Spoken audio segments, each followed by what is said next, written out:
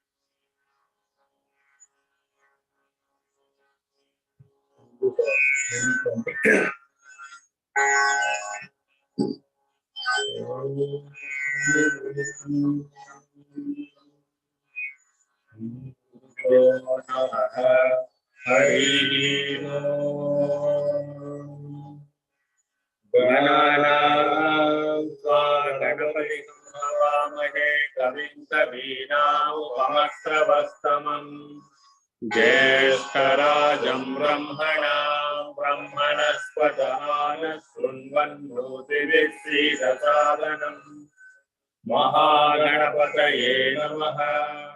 प्रणो देवी सरस्वती वाजे देवादिनीपति धीनामभित्रयवतु वाग्देव्यै नमः। ॐ यश्चन्दसा वृषभो विश्वरूपः छन्दोभ्योऽभ्यमृताः सम्बभूव समीन्द्रो मेधया शृणोतु अमृतस्य देवकारणो भूयासं शरीरं मे विदर्शनम् दिग्वा मे मधुमत्तमा कर्णाभ्यां भूरि विश्रुवम् ब्रह्मणकोशोऽसि मेधया पिहितः श्रुतं मे गोपाय। ॐ शान्ति शान्ति शान्तिः। ॐ वेदा देवी दुसमानाथ आगात् विश्वाजी सत्रासु मनस्यमाना त्वया तुष्टानुदमाना दुरुक्तान् बृहत्पदेम विदिते सुवीरा त्वया दुष्टरुचिर्भवति देवी त्वया ब्रह्मागतश्रीरुतत्वया त्वया दुष्टश्चित्रं विन्दते वसुधानो दुषस्पद्रविणो न मेधे वेदां महीन्द्रो ददातु मेधां देवी सरस्वती मेधां मे अश्विना उभावा दत्तां पुष्करस्रजा अप्सरासु जया मेधा गन्धर्वेषु जयान्वनः दैवी मेधा सरस्वती सामां मेधा स्वाहा मेधा सुरविर्विश्वरूपा हिरण्यवर्ष जगनी जगम्या पूज्यस्वती पयसा बिम्बमाना मेधा सुप्रतीका दुषन्ताम् मयि मेधां मयि प्रजां मयि अंजुस्तेजोदर मयि मेधां मयि प्रजां मयि इन्द्र इन्द्रियं ददातु मयि मेधां मयि प्रजां मयि सूर्यो प्राचोदयातु हंसाय विद्महे परमहंसाय धीमहि तन्नो हंसः प्रचोदयात्। ॐ शान्ति शान्ति शान्तिः। हरिः ॐ तत्सत्। श्रीरामकृष्णार्पणमस्तु।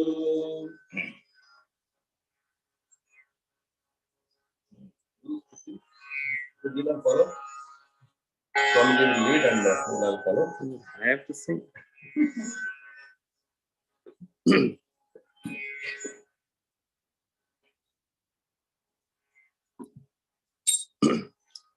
ध्यानमूलं गुरोर्मूर्ते ध्यानमूलं गुरोर्मूर्ते पूजामूलं गुरोर्पदं पूजामूलं गुरोर्पदं मन्त्रमूलं गुरोर्वाक्यं मन्त्रमूलं गुरोर्वाक्यं मोक्षमूलं गुरोर्कृपा मोक्षमूलं गुरोर्कृपा ज्ञानमूलं गुरोर्मूर्ते ज्ञानमूलं गुरोर्मूर्ते पूजामूलं गुरोर्पदं पूजामूलं गुरोर्पदं मन्त्रमूलं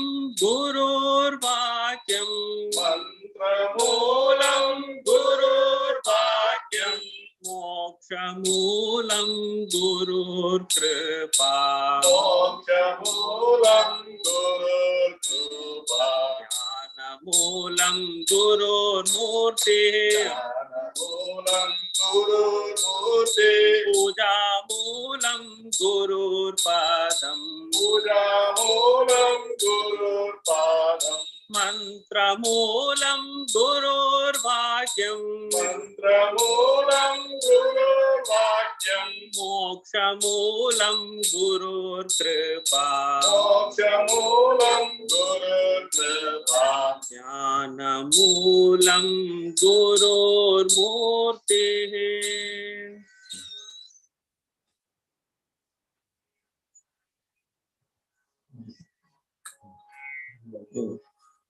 So on the last week we had the birthdays of Chaitanya Mahaprabhu. So we will read this chanting of Chaitanya's prayer. So you all can join.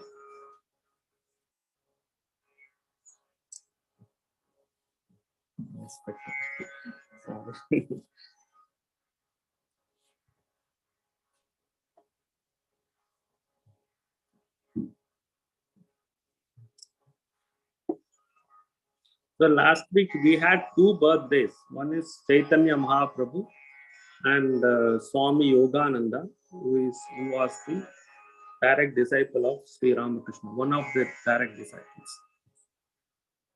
So we will chant. This is called Chant the Name of the Lord, Sri Chaitanya's prayer. Chant the name of the Lord and His glory unceasingly, that the mirror of the heart may be wiped clean and quench that mighty forest fire. Worldly lust raging furiously within.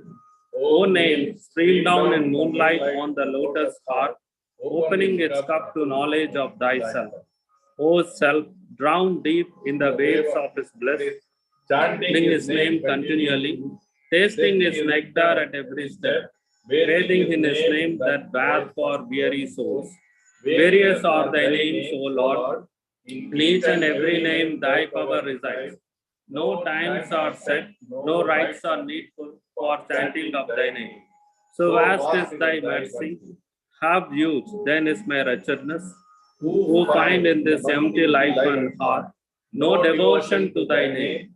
O my mind, be humbler than a blade of grass, be patient and forbearing like the tree. Take no honor to thyself, give honor to all. Chant unceasingly the name of the Lord. O Lord and soul of the universe, mine is no prayer for wealth or retinue, the playthings of lust or the toys of fate. As many times as I may be reborn, grant me, O Lord, a steadfast love for thee. A drowning man in this world's fearful ocean is thy servant, O sweet one. In thy mercy, consider him as dust beneath thy feet. Ah, how I long for the day when an instant separation from thee, O Govinda, will be as 1,000 years, when my heart burns away with its desire, and the world without thee is a heartless void. Prostrate at thy feet let me be, in unwavering devotion, neither imploring the embrace of thine arms, nor bewailing the withdrawal of thy presence. Though it tears my soul asunder, O thou, who stealest the hearts of thy devotees, do with me what thou wilt, for thou art my heart's beloved, thou and thou alone.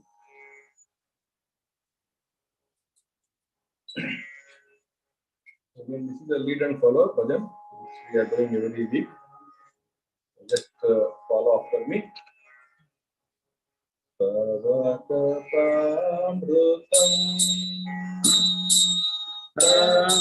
Prakatamritam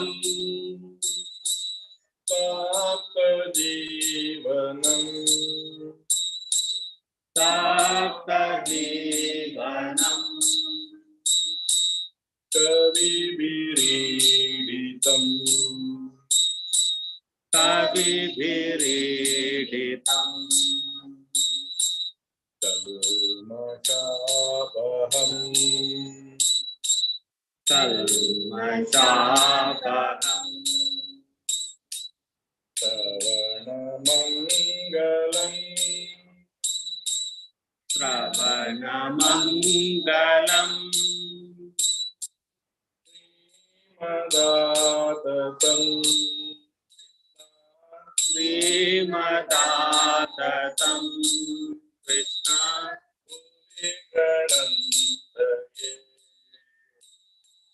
Bhuvigranantaye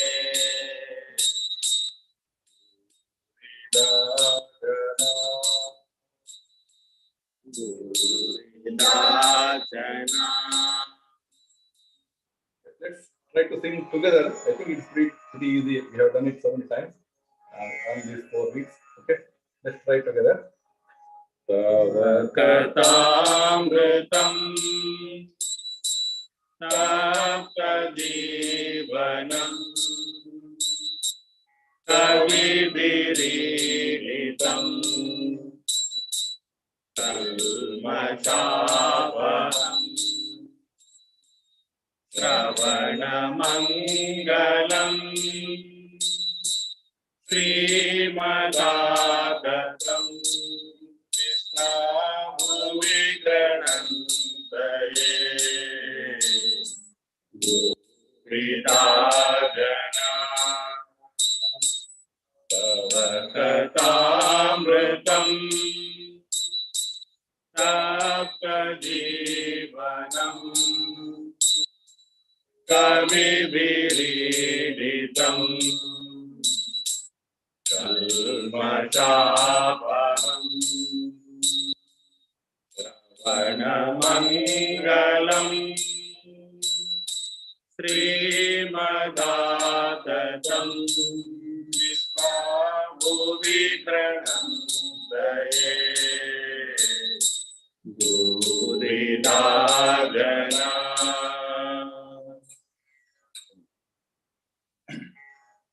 This is again lead and follow Namavali.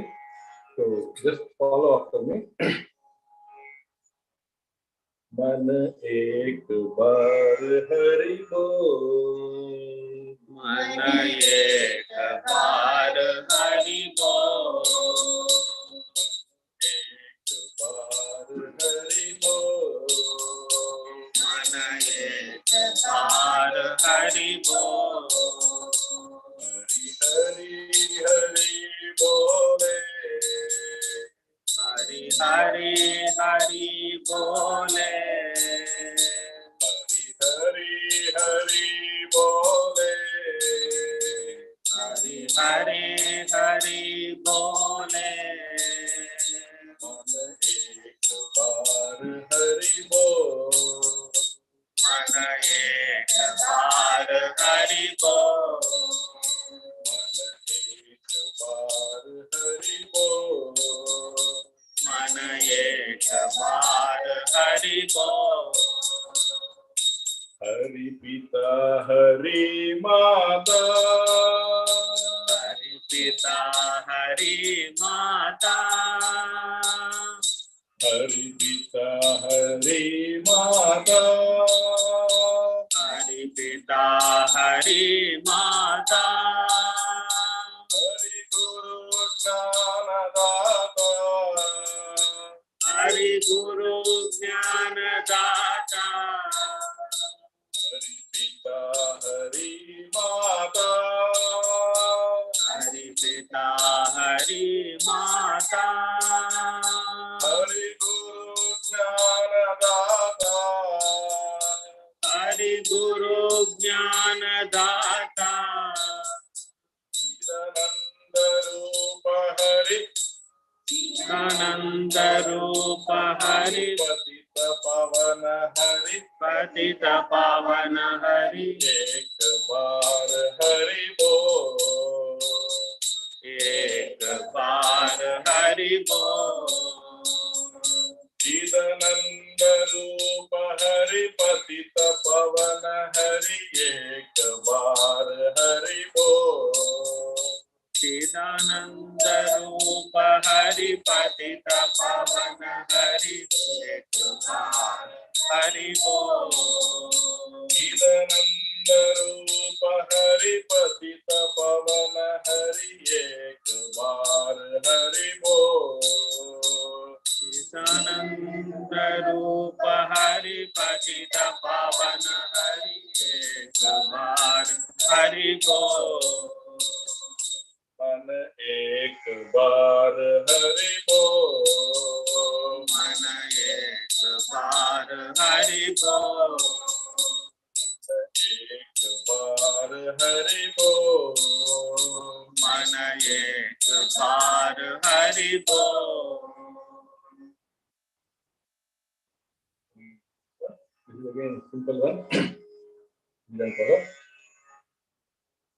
Japo Rama Krishna, Japo Rama Krishna, भजो राम कृष्ण जपो Ram Krishna Bhajo Rama Krishna, Japo Rama Krishna, भजो राम कृष्ण जपो Ram Krishna Gaho Rama Krishna, Sri Rama Krishna, गाओ Ram Krishna Shri Ram Krishna Gaho Rama Krishna, Sri Rama Krishna, गाओ Ram Krishna Shri Ram Krishna Bhajo Rama Krishna, Japo Rama Krishna, भजो राम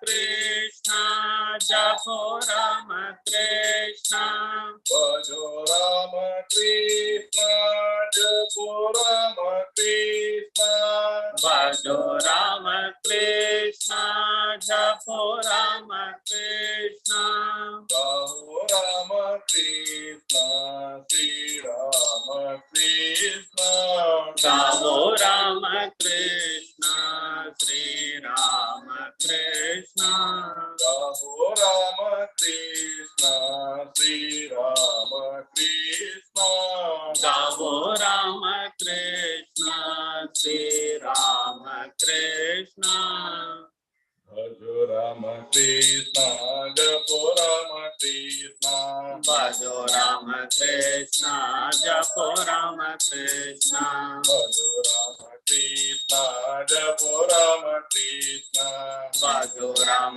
कृष्ण जपो Ram Krishna Gaho Rama Krishna, Sri Rama Krishna, गाओ Ram Krishna Shri Ram Krishna Gaho Rama Krishna, Sri Rama Krishna, Gavo Ramakrishna, Sri Ramakrishna. Bhajo Ramakrishna, Japo Ramakrishna. Bhajo Ramakrishna, Japo Ramakrishna. Bhajo Ramakrishna, Japo Ramakrishna. Bhajo Ramakrishna, Japo Ramakrishna. Gaho Ramakrishna, Sri Ramakrishna. Krishna, Sri Ramakrishna. Gaho Ramakrishna, Sri Ramakrishna. O Ramakrishna, Sri Ramakrishna. Gaho Ramakrishna, Sri Ramakrishna. Gavo Ramakrishna, Sri Ramakrishna. Ramakrishna, Sri Ramakrishna. Gavo Ramakrishna, Sri Ramakrishna. Bhajo Ramakrishna, Japo Ramakrishna. Bhajo Ramakrishna, Japo Ramakrishna.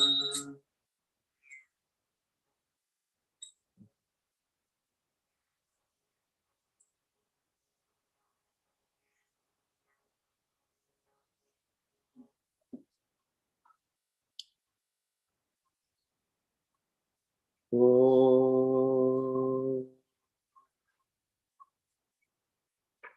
Taking refuge in the holy feet of Sarada, Universal Mother, and Sri Ramakrishna, the teacher of the world, my humble salutations to them forever and ever.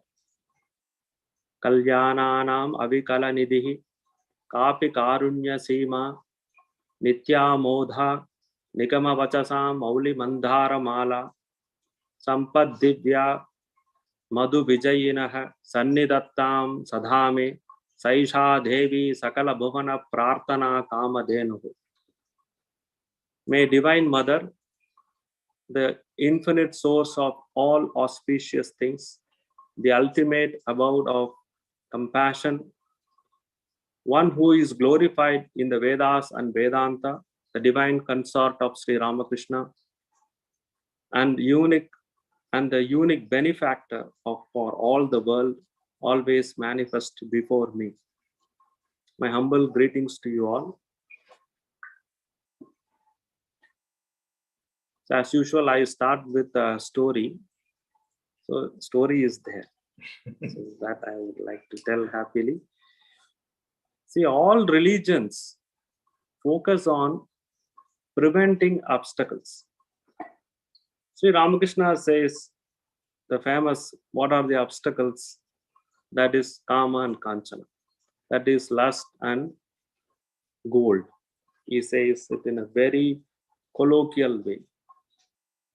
So we can't deny that there are some obstacles. It's a package. Obstacles is a package, comes in different forms, which obstruct us to manifest our divinity, which is already within us, or prevent us to be God-centered. So this story is trying to, it's just like a very children's story. So please forbear with me. So there is this story is going to say how we are going to manage these obstacles. So what are the faculties which is already within us, which we are going to use to prevent these obstacles attacking us? So there was a beautiful forest, dense forest. And there were three friends. Who are the three friends? One is antelope, woodpecker, and tortoise. Three close friends. So antelope represents the sattva guna, which is calm and wise, beautiful looking. It doesn't make much noise. We like to see antelope. Antelope means deer. Yeah. So we're very happy to see. Second is tortoise, very slow moving animal. And all the time you feel it is sleepy. If you go to zoo, you will have to wait to see whether it is moving or not. So it represents the tamoguna. The third is woodpecker. Woodpecker is, all the time active like our this hummingbird. So it goes and it pecks the wood and it's all the time active. So that represents the rajoguna. So they were best friends. As long as these three gunas are best friends, we will be able to manage our obstacles. The moment these three has developed hostility, then we are in deep trouble. We will go to hell in managing these obstacles. Now, obstacles differ from one person to another person, so that we need to understand. So, when they are in equilibrium, then we can easily manage this. So, this is something from Sankhya philosophy. So, they were happily living in the forest, three friends. There is a hunter. Hunter is our obstacle. He is a package of obstacle, like our karmas, karma vasanas, we say, our previous samskaras. So he wants to hunt the antelope. The first sattva is always on the target. So this man is a very skilled hunter. So he put a trap, some rope he had. He took a rope and he made a trap to hunt this antelope. The antelope, so he did this overnight and waited for this antelope to be trapped in this net or ropes kind of thing. So he went back to his home and having his dinner and happily waiting. He knows when this antelope could be, he knows all the tricks. So he anticipated this antelope will be trapped. So as he wished, antelope was caught in the trap. It couldn't move. Immediately, his friends, the tortoise and the woodpecker, came for the rescue. So they decided, we need to action quickly to get this antelope out of this trap. Release, make it free. So the tortoise said, what can tortoise do? It said, I will chew the rope or the net. So it started chewing. So woodpecker flew towards the hunter's residence and prevented him to come out of the house. So the hunter wanted to come out of the house. As soon as he comes out, this woodpecker will go and attack him and prevent him to come. So that some time can be given for this tortoise to chew that rope and the antelope can go free. So it was happening. But the hunter was quite intelligent. So he took his back door and with a knife, and he was coming like a lightning speed towards this antelope. So by that time, then woodpecker immediately understood that he is, used the cross back door. And the woodpecker came very much faster than him and informed the antelope that, see, this fellow is coming. We need to get this job done. So by then, antelope got released. But our tortoise fellow is tooth was the gums was swollen. He was bleeding, and he couldn't move. He was almost unconscious. So by then our hunter has come. He caught the tortoise. And I don't know how tortoise meat likes. I mean, I don't know what is the taste of the tortoise meat. Anyway, he caught the tortoise, and antelope flew away, and woodpecker also flew. Now, antelope thought, no, I must help my friend. I must help my tamoguna friend, who is this fellow, the tortoise, to release him. So what he did, our hunter took the tortoise and put in the sack. And he is now approached. Somehow he wants to get the antelope. That's the best meat, you see. So antelope stood feigning. It pretended that it got hurt. feigning means pretended that it got hurt and it was waiting in the forest. So this fellow thought that, oh, antelope is there, we could easily catch it. So he dropped the tortoise and proceeded towards the antelope. As he was proceeding, the antelope was also moving further into the dense forest and he lost his way. And our antelope took a crossway, came to this tortoise place where tortoise, he took the sack in its horns and ran into the forest. And of course, our woodpecker is flying, so he also followed. And he released the tortoise, and immediately tortoise went into the lake, and antelope disappeared in the dense forest, and our woodpecker flew. And this fellow couldn't do anything much, so he went back to his residence empty-handed. So the moral here is, when these three gunas of ours, we can't escape these gunas, managing these gunas as long as we have this body. So as long as we have this body, these three gunas, which belongs to the matter, not to the soul, but the soul is in relation with this body. So we need to manage these three gunas to efficiently keep these gunas in a cordial relationship. Then only then we will be able to prevent or protect ourselves from this antar, who is the karma vasana, or all sorts of bondage, baggage of difficulties, everything.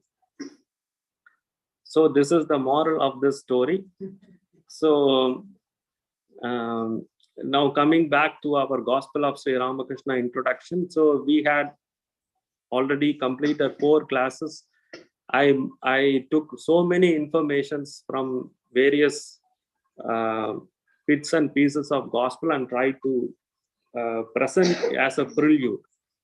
Now I want to say, what is the opinion of Holy Mother on gospel, as I stopped last class. So I'm continuing from that. Holy Mother, of course, we all know she's a spiritual consort of Sri Ramakrishna, and she used to listen gospel from her disciple Sarala. Sarala was a nurse and an attendant of Holy Mother. Later, she became Bharati Prana of the Sarada Mat, which is the women version of Ramakrishna Order. And she used to read gospel to Holy Mother. Holy Mother used to keenly listen. And she used to listen along with Nikunja Devi. Nikunja Devi is a wife of the recorder of Sri Ramakrishna, is our Mahendranath Gupta. Yeah. Nikunja Devi and imagine Nikunja Devi and Holy Mother is sitting, and someone is reading the gospel to them. And Mother used to listen very keenly. And she used to say, how blessed this Mahendranath Gupta. Did he go with pen and paper to record all these things? And he has an astounding memory. And she appreciated our Mahendranath Gupta wholeheartedly. And she said, I bless him wholeheartedly. So when we read gospel, please imagine that Holy Mother is sitting next to us and listening. And then she is going to definitely bless us. Like, in our order, we generally believe that not only in order, traditionally we believe wherever there is a recitation of Ramayana, we believe that Hanuman is sitting there and listening to that reading. So our Holy Mother said that she blessed that Gospel of Ramakrishna should be read all over the world. And it is happening today. Very factually. And she asked Nikunja Devi how he has got this profound memory.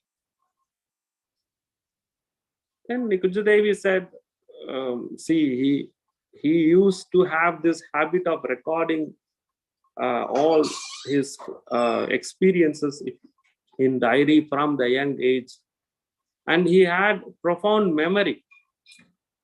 Then Holy Mother said to Nikunja Devi, you give him lots of cow's milk. The cow's milk will improve good memory. So mothers can give their children lots of cow's milk if they really want their memory to be improved. So this is a prescription given by Holy Mother. And after listening to this gospel, she said to Nikunja Devi, see, I also heard lots of things from our Sri Ramakrishna, but I never recorded anything. What a shame it is. I made a great mistake that I didn't write any one single word what he told. Why should mother write? Mother lived whatever Sri Ramakrishna has said. She is embodiment of the Ramakrishna sayings and ideals. If we want to know the practical version of Sri Ramakrishna's sayings, just read Mother. That's all. Mother need not to write anything. She just demonstrated everything practically in her life. So that is the general belief. She is Ramakrishna Gata Prana. Tannama Sravana Priya. So she lived that life. Embodiment of Ramakrishna's sayings and ideals. One of the main teachings of Sri Ramakrishna is as many faith, so many paths. So I would like to divide this faith and path into two aspects. Faith refers to religion. Path refers to philosophy. Now, in today's class, there might be little bit of philosophical interpretations also. So I request you all to forbear because I'm going to use little technical terms. Even if you don't understand, don't worry, because the Mother's grace will help us. So that is the only guarantee I can give. Sri Ramakrishna came to this world not for his own benefit to seek his own salvation. He came as a world teacher and he practiced all religions in the world. And he harmonizes the various faith that is common. We all know this very well. Now there is a close relationship between religion and philosophy. They are two sides of the same coin. Swamiji says, religion without philosophy runs into superstition. So I repeat, religion without spirituality runs into superstition. And philosophy without religion becomes a dry atheism. So philosophy without religion becomes as a dry atheism. We have lots of wisdom, but he doesn't have an heart. He has brain, no heart. Some has heart but no brain. It's something like that. But these must go together in balance. Only then it becomes meaningful. Otherwise, it's just either one is not there, there's no fulfillment, it's incomplete. So Divine Mother, that is Mother Kali, taught Sri Ramakrishna the various scriptures, the faiths, the scriptures faith like Bible, Quran, the Buddhist scriptures, and our Hindus Veda and Vedanta. So it is very common, we all know this. The first he practiced was Vaishnavism. There's one beautiful incident in Sri Ramakrishna's life. In Dakshineshwar, there is a Radha Krishna temple. Radha Kanta. Radha Kanta means Kanta is the power. So who is the power of Radha is Krishna. So Radha Kanta, that is the correct term. So once the priest, chief priest, was carrying the idol of the Radha Kanta, Krishna's idol, to put Krishna to sleep every day. Accidentally, one day he slipped and dropped the idol. And the leg of the Krishna, the idol, broke. Immediately there was a big chaos and people were fearing, panicking that there might omen might fall on this temple, and that priest was dismissed. And Sri Ramakrishna said, what do you mean? If your child breaks the leg, will you abandon him? Will you throw that fellow, that child on the street? Won't you take him to the hospital and repair it and help him for the rest of his life? The same way. So he himself repaired the leg of the Krishna and reinstalled it. So this in Vedanta, it is called as Nishkalam, the first principle of Vedanta. Brahman is not divisible. Krishna is otherwise known as Vishnu. Vishnu means all pervading. There is no divisibility. You cannot divide Brahman. That is the first feature or characteristics of Brahman, and that characteristic is upheld by all the Vedanta schools. There is no division in the true nature of the Brahman. And Sri Ramakrishna clearly said, how he said, I will shortly say. So the scripture says that Ekam Bhavam Vishnu. Single source is Sri Vishnu. So in Master's divine play, there is a character called Jayanarayan. He is a scholar.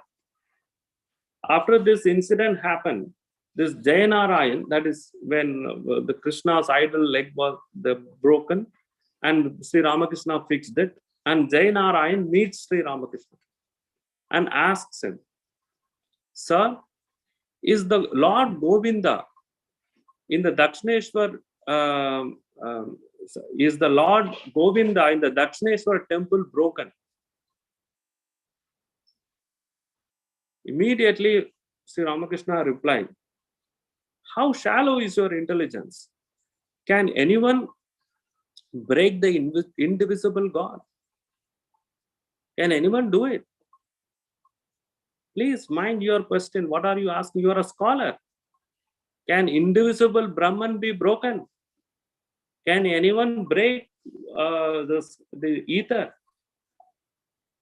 Can anyone break the globe? Can anyone break the universe into two pieces? He cannot do that. So he is everywhere. So that is the first message Sri Ramakrishna gave by practicing Vaishnavism. Then Shaktism, where the Brahman is represented as the embodiment of goddess, Bhagavati. So what is I will go little more deep into what Tantra means when I take up Bhairavi Brahmani's portion. May not be this class, next class. Tantra's goal of Tantra is the aspirant practices self-control by continuous zeal and effort, and to understand that all sense objects are the forms of the Divine Mother.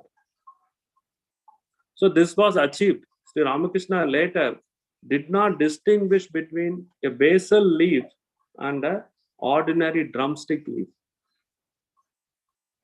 Basil is usually in Hindu tradition, basil leaf is considered as a very holy leaf. So he did not do the distinction. The famous is he couldn't distinction between the mother Kali and the cat. So he saw. So that is the highest achievement in tantric sadhana. Then comes Islam, Christianity, Buddhism, all these things we know. I'm not going to go deep into this. There is a beautiful saying in Mundaka Upanishad. I will read out the that verse. Nayam Atma Balahinena Labhyaha Nacha Pramadat Tapaso Va Api Alingat Yetai Upasahi Yatate Yastu Vidwan Tasya Yesha Atma Vishate Brahma Dhamah. I will repeat in English. Nayam Atma Na Ayam Atma Balahi Nena Labhyaha. That is, this Atman, we are all spirits, as the true nature is we are spirit, individual spirits. And due to our karma vasana, we have got this karma vasana means because of our samskaras which we have accumulated, that is in beginningless samskara, we have got individual bodies. And all these are interconnected with one Brahman, like a string in a pearl necklace. So Nayam Atma Balahinena Labhyaha means Atma here can be referred to Paramatman, not the Jivatma, individual spirit. So Atman cannot, this Paramatma, the God cannot be attained by a weak person. Weak means physically you should be strong, or also mentally one has to be strong. And Nacha Pramadat, not without earnest, not being earnest, not having concentration. Tapaso va api alingat means, tapaso means, here tapasa means not penance. Yeah, it can be penance also, but it refers mostly to our status, like me. So just because I'm wearing this Gerua holy garment, that doesn't mean that God is very near to me. Not through symbols. Some people put cross to show that they are holy people. Not just not like that. Just because I wear a cross, just because I wear this ochre robe, that I'm holy, so the God can be attained like that. No. Then how can we attain him? Upanishad says, Etai upasahi. Only through upasana, that is through bhakti. So the bhakti is, what is bhakti? Here upasahi means worship. The worship should include Sravana, Manana and Nididhyasana. Sravana is hearing, we hear the scriptures, then cogitation, Manana, then Nididhyasana is we need to meditate on the Supreme Being. Then who does this full pack is called Vidwan, wise man. And such that wise man's Atman will enter Vishate Brahmadamaha. Brahmadamaha means abode of Brahman. So such Atman is, that wise man's Atman, Atma, the spirit, is eligible for worshipping the Supreme Spirit. Spirit worshipping the spirit. That is the last word of Swamiji when he delivered the lecture called Future of the Vedanta Religion in California. Spirit worshipping the spirit. Now I come to now I finished the faith aspect. Now I'm going to the path. Path is really challenging, in fact. So we are going to see what are the different paths we have. Now, path is again, as many faiths, so many paths. So we have so many gods and we have so many paths also. So in gospel, Sri Ramakrishna tells it so beautifully. We will go through those things when we enter the text. We haven't not entered the text. We are still in threshold. So the path here is divided into two, philosophy and yoga. Now both are the two aspects of the same coin. They're like two sides of the same coin. Philosophy means love of wisdom. Yoga means to attain that love, or means to attain the wisdom. You can say it that way. So when I say God-centered, what does that mean? When we say God-centered, it just means a desire for immortality. There is a beautiful question and answer section in Brihadaranyaka Upanishad, Maitreyi and Yajnavalkya. It's a beautiful conversation. If I go into then it will become a Vedanta class. I am not going to go into that. So because that is not our subject here. So here I'll just tell in brief. Yajnavalkya is a sage, and he says that he wants to renounce this world and distribute his wealth to his wives. The one wise wife is Maitreyi. So Maitreyi asked this question: what will I do with this wealth? Will this wealth can earn me or give me immortality? Amritatvam. So then many conversation go. So I'm not going to go into that. So here our aim is to get the immortality. So when I say God-centered, God is the center and we are all the circumference. We means the entire living beings plus matter. We are all in the circumference and God is the center. So all that exists in the circumference represents and extends towards the center and stops there. So I repeat, we are all in circumference, and we represent the center, and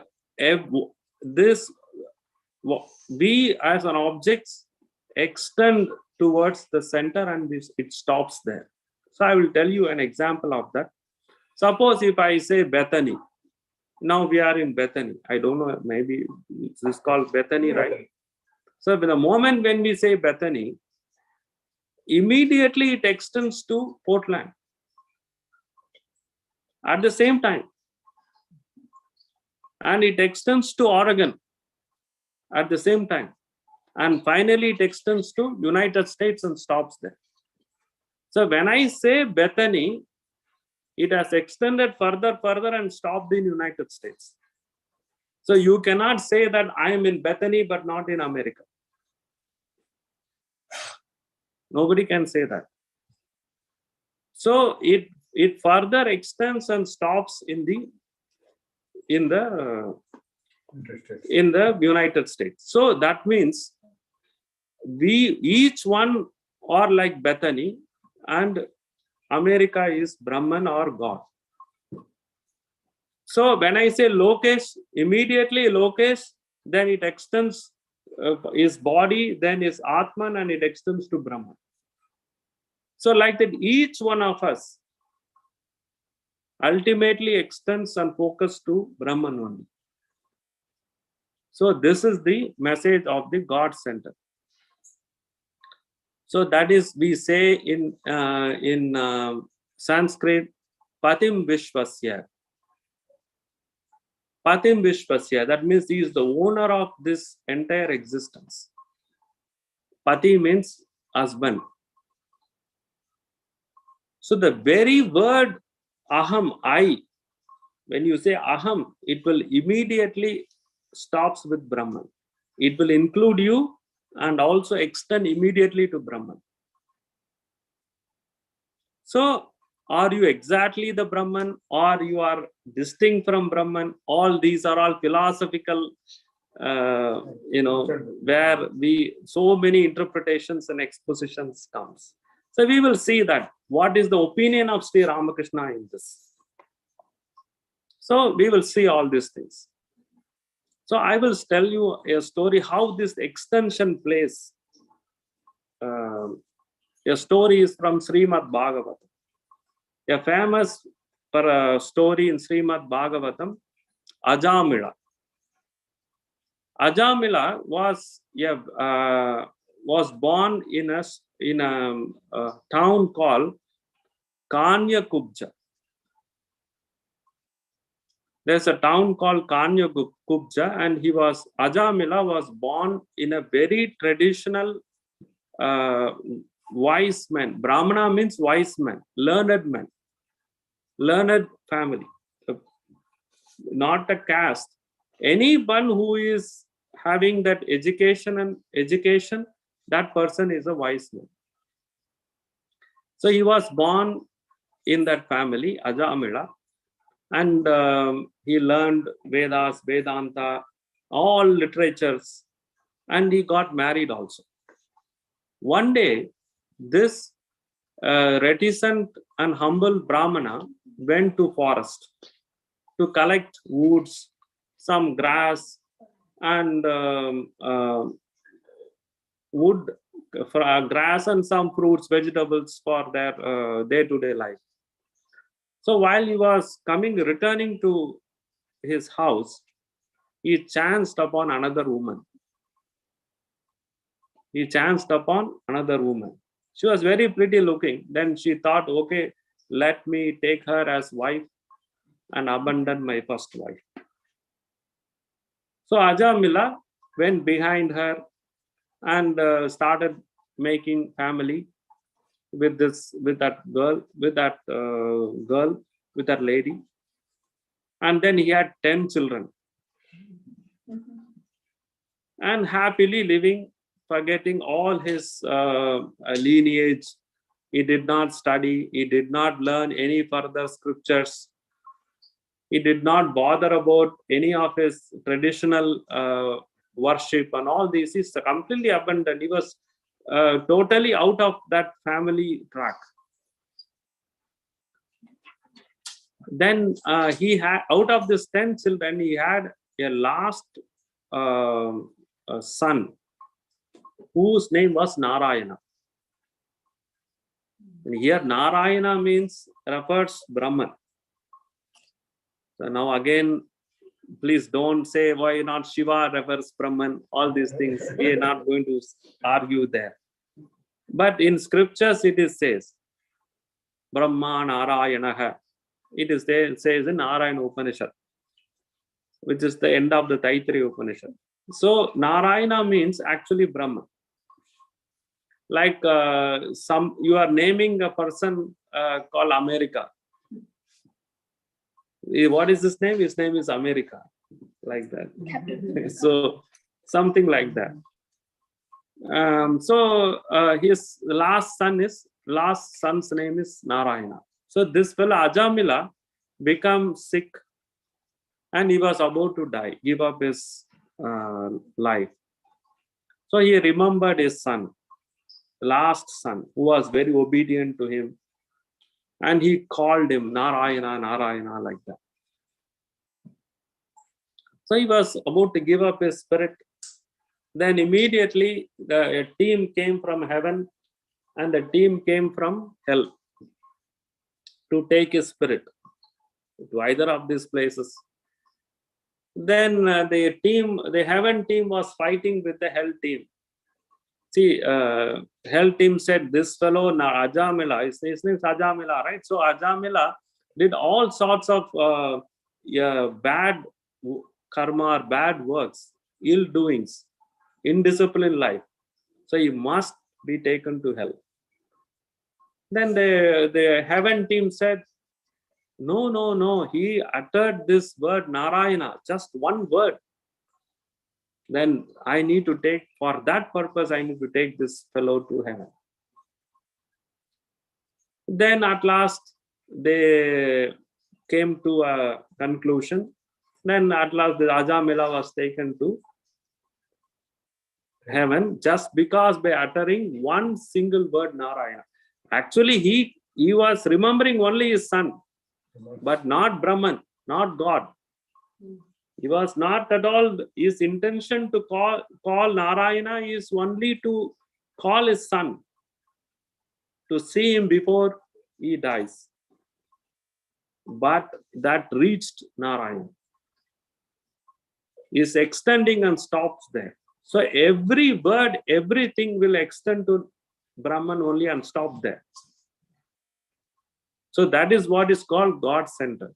So whatever we do, whatever we speak, whosoever we call, I might call Lokesh, but I'm ultimately calling Brahman. It is extending, everything will extend and stop there.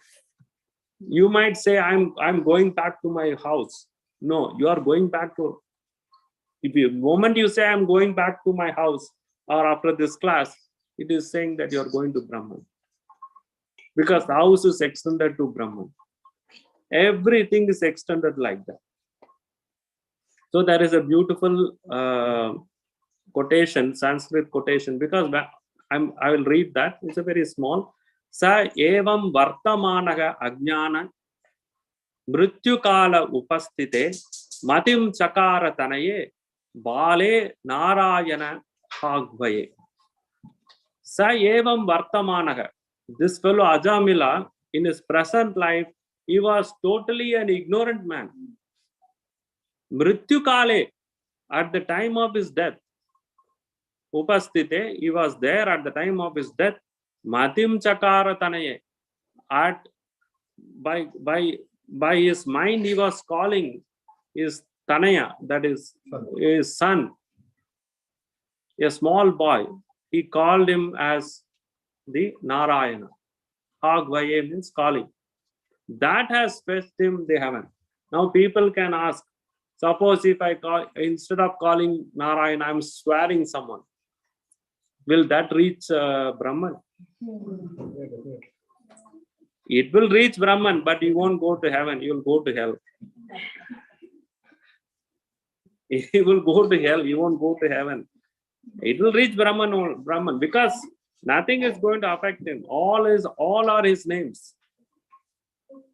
We won't go to heaven, but rather go to hell. So this is the meaning of God-centered. Now Ramakrishna calls that God is Satchit Ananda. Many times he says it in the gospel. Satchit Ananda. Now path is related to this. There is one personality called Mahimacharan in gospel. So he says how this path is related, paths are related to Satchit Ananda, to this Mahimacharan. Mahimacharan asked various questions. Of course, we will see that when we go into the gospel. Gospel is a big book. It will take many years for us to complete.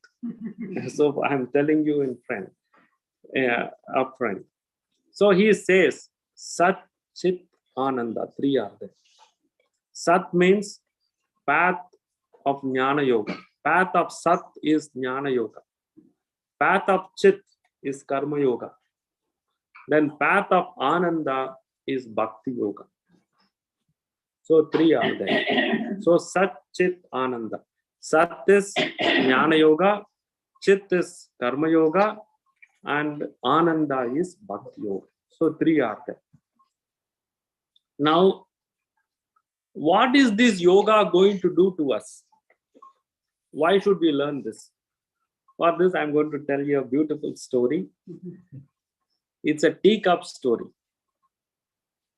which I wanted to tell, waiting to say in my previous classes, but only this time I'm able to say this. The teacup story. A couple was married couple, and they wanted to celebrate their 25th wedding anniversary. Imagine that they are in London or some New York or some very big city. So they go to an antique shop to buy a beautiful gift to celebrate their married life. So they decided to buy a beautiful teacup. So so they were seeing, so they asked the salesperson, hey, please, can you get this it was on the showcase, so can you please get it down so they can touch and feel it. So our salesperson took the teacup and gave it to the couple. So they were admiring it. It was so beautifully made, beautiful teacup. So they were admiring. As they were admiring, immediately the teacup started talking to them. Teacup started talking to them. And it said, see, you understand, the teacup is talking to them. You understand that I haven't always been like a cup. I was actually in red in color, and I was a clay. I was never a teacup. I was originally a clay, and that clay color is red color. Then it is going to talk about how it become a teacup. So it's speaking to them. The teacup is speaking to the couple. So my master took me, that is the potter, took me and rolled me and patted me over and over, and I yelled out, let me alone. But please let me alone. Don't pat me, don't hit me. Because potter has to hit the clay. That is the first process. Then the potter said to the teacup, not yet. You have to go more. Then the teacup is speaking to them. Then my master placed me on a spinning wheel. And I was made to spin around and around and around and around. Then I started saying, stop it. I'm getting dizzy. Then I screamed. Then the master said, no, not yet. Wait. Then he put me in the oven. Where did he put? He put in the oven and to bake it. Then the heat was there. Then it was burning heat. Then obviously the the clay started yelling and was knocking at the door. Open, come on, open this oven. I want to get it free. Then the master said, soak his head and said, not yet. Then finally he opened the oven and put it on the shelf to get it cooled down. Then he brushed and painted. And the fumes were horrible. Then he said, then the clay said, stop it, stop it. I cried. Then he only nodded, not yet. Then again he put back the teacup in the oven for the second time. But this time more heat. And he was totally, he couldn't do anything. He has to give up and kept silent. And what can the teacup do? So, and it was feeling suffocated, and it was about to lose its consciousness or faint. Then he screamed and pleaded, please let me out of this oven. The last process. He said, no, not yet. Then the teacup gave up and was silent. Then the door opened and the teacup was placed on the shelf again. Then after 1 hour later, the teacup is saying that the master came with a mirror and handed to the teacup. Look at yourself. Then the teacup said, that's not me. That couldn't be me. It's beautiful. I'm beautiful. I look so beautiful. I never thought that I would look so beautiful after this process. And the master said to the cup, now you are finished product. You are what I had in my mind. So when he first began to make the clay into a teacup. So now this teacup is we. The master is Brahman. He is employing all these 4 yogas or the various process, karma yoga, bhakti yoga, jnana yoga, raja yoga. We have to undergo all these process, and we are going to become a beautiful teacup, which is nothing but the glory of the Brahman. We are adding glory. That teacup is going to add splendor and fame and name for Brahman to the master or the potter. So we are all, each one are like that. We all add splendor to Brahman, and we are inseparable from the concept of Brahman. So this is what this karma yoga is going to, these yogas are going to do to us. So in Sri Ramakrishna says that it comes to individually karma yoga, jnana yoga, and bhakti yoga. So he says karma yoga. What do you mean by karma yoga? Sri Ramakrishna defines that. We all know karma yoga is we are doing work without any expectation of the results. But he says such yoga is very difficult to follow or practice in today's world. So should we have to stop it? He says karma yoga is difficult in today's world because any work we do, we are going to expect something. We need salary. We need bonus. We need performance. We need hike in our designations. All these are expectations. So how are we going to do?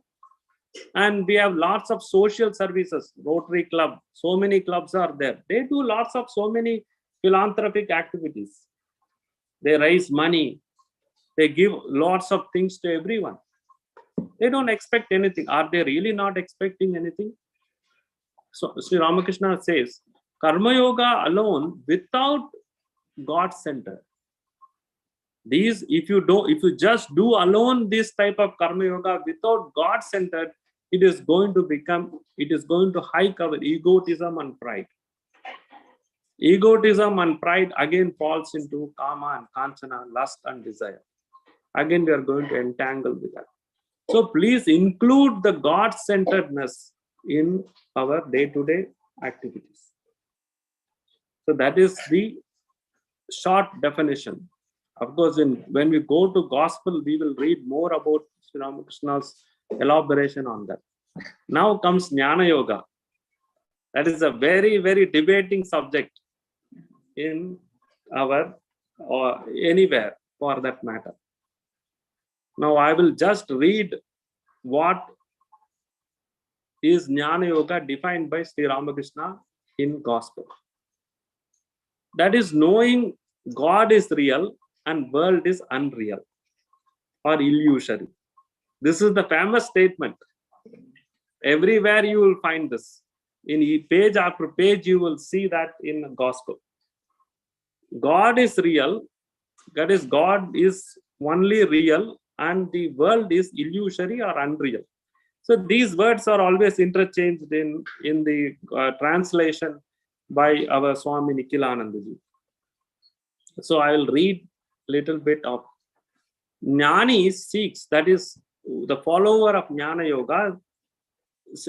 The followers of Jnana Yoga in gospel are always referred to Shankaracharya's Vedanta. Shankaracharya's Vedanta, followers of Shankaracharya Vedanta is represented by this word Jnana Yoga in the gospel. So Jnana Yogi, that is the Jnana Yogis seeks to realize Brahman. He discriminates, saying not this, not this, neti, neti, neti, neti. So this is neti, neti marga, neti, neti path, always represents to Shankaracharya's Vedanta is explanation. Now again, Shankaracharya is one of the exponent of the Vedantic philosophy. But sometimes, moment we say Vedanta, it is always referred to Shankaracharya in most of the places. He says, he discriminates saying that Jnana Yogi discriminates saying that the world is real and the universe is illusion. And he discriminates between real and unreal. So this is a negative or a path of negation. Not this, not this, not this. This is not Brahman. This is not Brahman.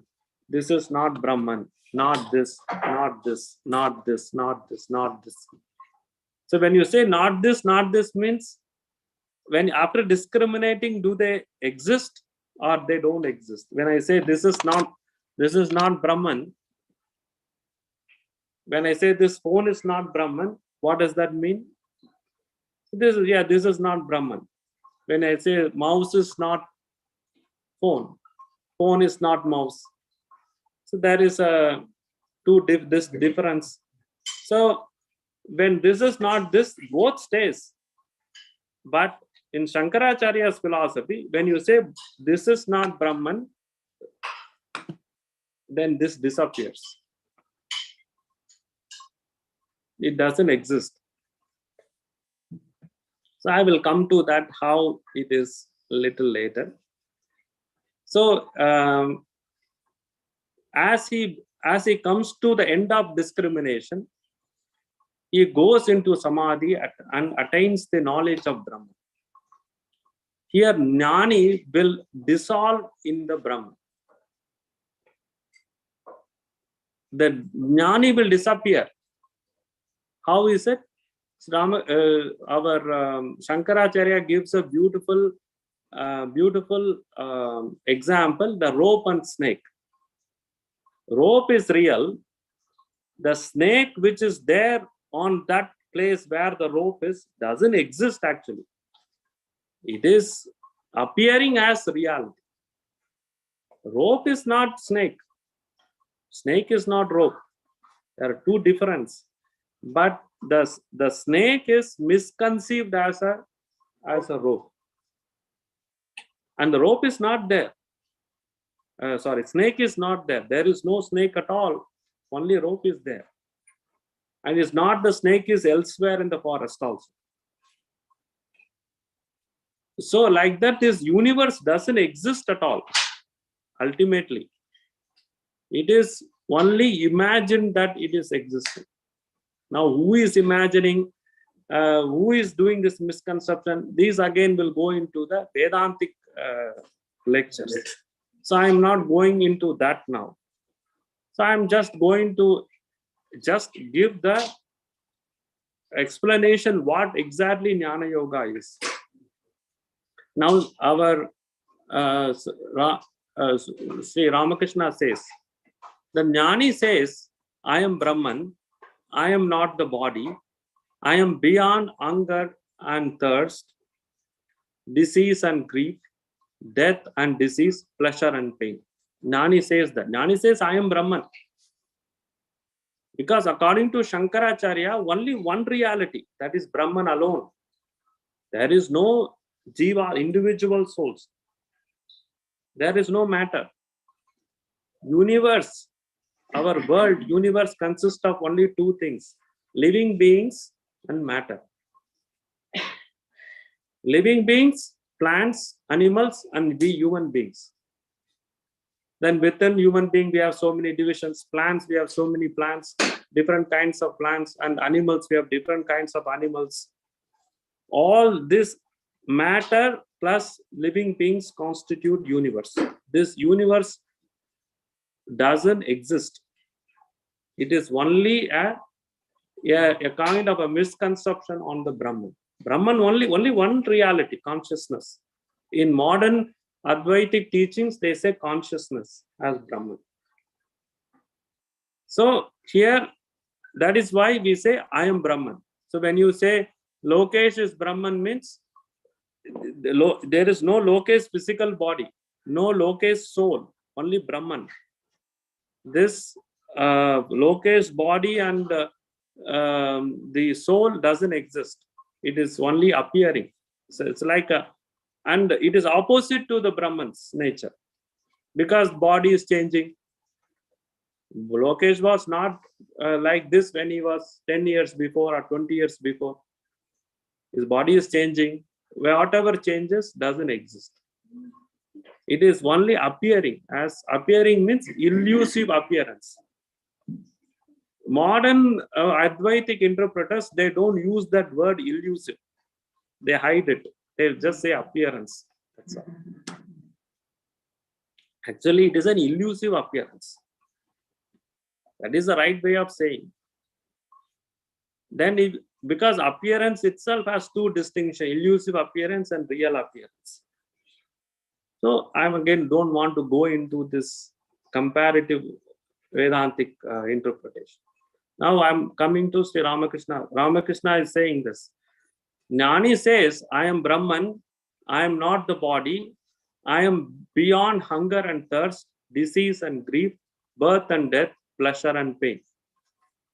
How can you be Jnani if you are is asking this question to all the Jnana yogis. The people who follow this Jnana yogis, he is asking this question. Sri Ramakrishna is asking this question. How can you be Jnani if you are conscious of disease, grief, pain, pleasure, and the like? And he gives a beautiful example. Your thorn enters your flesh. Blood flows from the wound. And you suffer very badly from pain.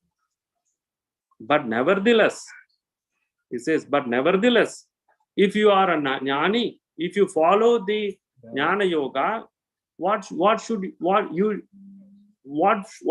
Jnana Yogi understand? This flesh, blood, the thorn entering the flesh, or the blood oozing out of that, is asking, will you be able to say,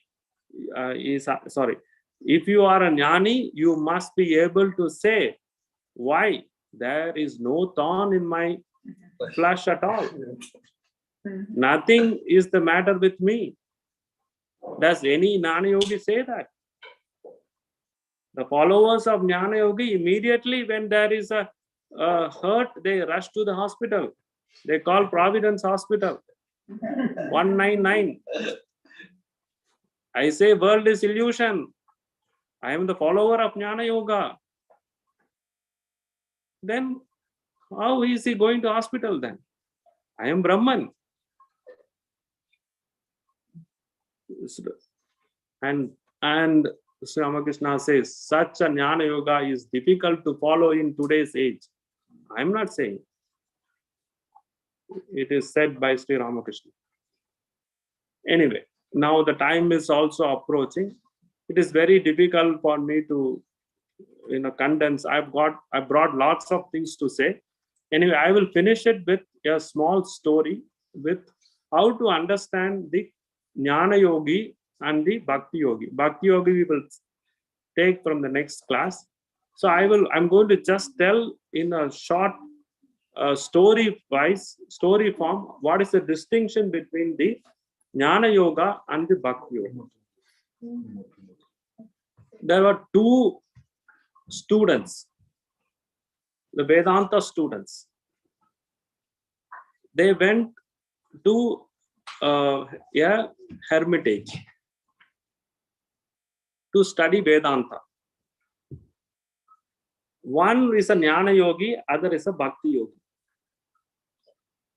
Jnana Yogi attends the Jnana Yoga class. Bhakti Yogi attends the Bhakti Yoga class. The Bhakti Yoga class and taught by a Bhakti philosophy, schools of Bhaktis. Again, in the Jnana Yogi learns from the Jnana Yoga teacher. Jnana Yogi, what will he say? World is illusion. God alone is real. You are Brahman. That is famous Shankaracharya's sloka. Brahma Satya, Jagan Mithya, Jivo Brahmaiva Naparaha, Iti Vedanta Dindimaha. That means Brahman alone is real. World means universe. It includes living beings and the non-living beings. Chit and Achit, sentient and insentient, illusion. And I am the Brahman.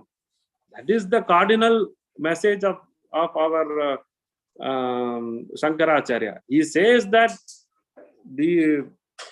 I am Brahman.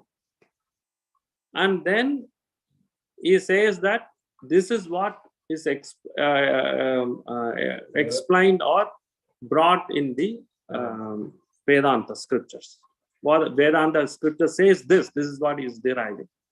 Now the Bhakti Yoga this is the message which is learned by the Jnana Yogi student. Now comes the Bhakti Yogi student. For he is being taught like this: Brahman is there, Brahman is real, all individual souls are real, that is real, the living beings. Universe is matter is also real. Matter is continuously changing. That is the true nature of the matter. If the matter stops changing, then it is illusion. The matter has to continuously change, eternally changing. Then living beings, we, you, me, undergo lots of sufferings, joy, birth, death, contraction and expansion of knowledge. And we undergo all sorts of various ups and downs. That is also real. And Brahman, who is the God or Ishvara, it is also real. So they are not three different realities. They are always together as one. There is no transposition in their nature. And there is organic unity all the time. You cannot separate Bethany from Portland. And you cannot separate Portland from Oregon. And Oregon cannot be separated from United States. Bethany is not Oregon. Oregon is not United States. There is a difference and also non-difference harmonized in the Bhakti schools. So there is diversity is not negated. And this is the message he learns. Now I'll come back to the story. Not going to bore you much of the philosophical exposition. I know you are all tired. We can take it the next class. So these two boys, they were coming back to the town. As they were coming back, they saw a big chaos. People were running hither, thither, panic. And they were wondering why, what happened? Suppose you go to downtown and people are running. Imagine that way. Usually that is. So not like they're with panic. They're running here and there. Then they heard a noise. Hey, the mad elephant is coming. Please run, please run, please run. It is going to attack us. Please run. Mad elephant is rushing. And that huge, hefty elephant is running, coming like a lightning speed in that main road. And these boys were also walking. And this, of course, this is one of the famous story of Sri Ramakrishna. So the Mahout also saying to alarming the people, please run away. This mad elephant, my elephant has gone mad. See, please run away, run away. These two boys have heard this the voice, and they both started running too. The Bhakti school fellow asked both are friends, Bhakti and please don't have any hostility here. Both are good friends. But their beliefs are different, that's all. So the Bhakti fellow asked our Jnana Yoga fellow, why you are running? You just now read, your teacher taught that the world is illusion and Brahman alone is real. So all these things are illusion only. Why you are running? both are running. So the question is being asked while they were on their speed. Then our Jnana Yoga guy is saying, yes, that that elephant is illusion. It become mad is an illusion, and that Mahout shouting is an illusion, and all people running itar ditar is illusion. The whole place is alarmed with terror. That is illusion. I am running right. That is also illusion. You are asking this question. That is also illusion. I am replying to you. That is also illusion. But Brahman is real. I am that Brahman. I am that Brahman. That is, I am Brahman. That I will not give up. But I will say it is illusion and start running everything. So this is the message of the Jnana Yoga. Bhakti Yoga, then he is asking, how do you understand this? Now his system, he says, yes. Because even in his, there is inseparability is there. And, Brahman is there in that path also. Then he is answering, yes, Brahman, the elephant, the Brahman is the soul of the elephant. And it become mad. That is all, that is real. And it is going to attack the people. That is also real. Then since I am a devotee of the Brahman, Brahman is saving me through this Mahout. Mahout is the, the protector of the elephant. And I am being helped by the Mahout Narayana, that is Brahman.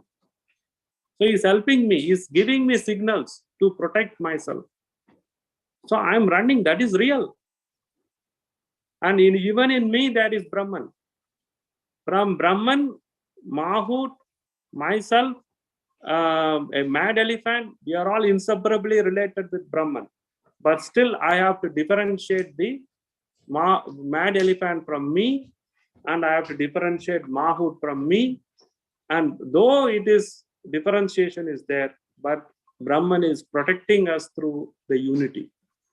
So unity and diversity is, unity is also real, diversity is also real. But whereas the message is different here.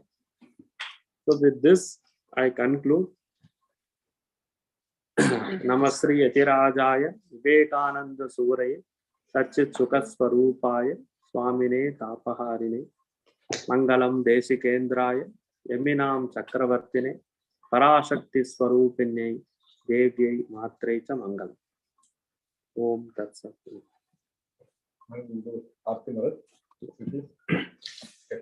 So let's sing all together. Yes, I think we are doing it for last all the class. Gaho re Jaya Jaya Ramakrishna. Gaho re Jaya Jaya Ramakrishna. Ajiye Shubha Dina Miliye Bhagat Jana. Ajiye Shubha Dina Miliye Bhagat Jana. Gaho Gaho Ramakrishna.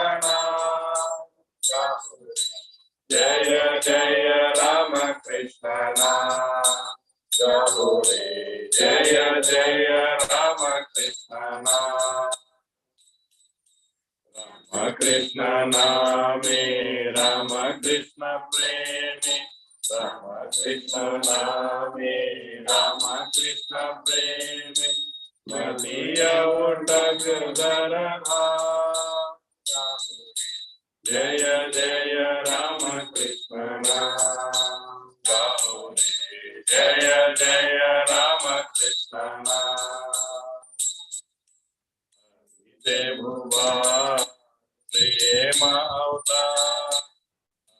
Te Bhuva Prema Avatar. Ramakrishna Gunadhar. Jaya Jaya Ramakrishna. Gaho re Jaya Jaya Ramakrishna.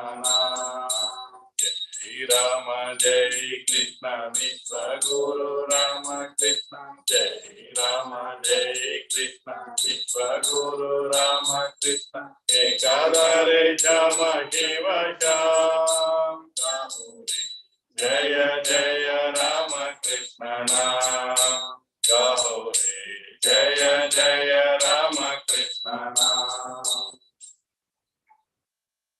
Jai Shri Guru Maharaj Ji ki Jai Shri Mahamai ki Jai Shri Swamiji Maharaj Ji ki Jai Shri Shri Durga